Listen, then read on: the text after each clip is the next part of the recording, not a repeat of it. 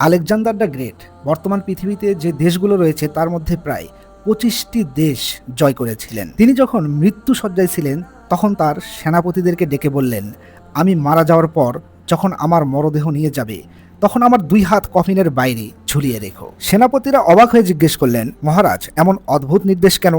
Alexander বললেন, আমি সারা জীবন পৃথিবী জয় করেছি, অসংখ্য ধন সম্পদ অর্জন করেছি, কিন্তু মৃত্যুর পর আমি পৃথিবী থেকে কিছুই সঙ্গে নিয়ে যেতে পারবো না। তাই মানুষ যেন দেখে যে আলেকজান্ডার একসময় এত বিশাল সাম্রাজ্যের অধিপতি ছিল, মৃত্যুর সময় তার 2 হাতও খালি। তিনি আরও বললেন, মানুষ যেন বুঝতে পারে জীবনে যত সম্পদ, ক্ষমতা আর সাফল্যই অর্জন করি না কেন, শেষ পর্যন্ত আমাদের সবাইকে খালি হাতে এই পৃথিবী ছেড়ে চলে যেতে হবে। আজকে আপনি যে ধন সম্পদ অর্জন করছেন তার বেশিরভাগই আপনি ভোগ করতে পারবেন না, কিন্তু সে সম্পদ অর্জন করতে গিয়ে যদি কাউকে ঠকান তার ফল কেবলমাত্র আপনাকেই ভোগ করতে হবে।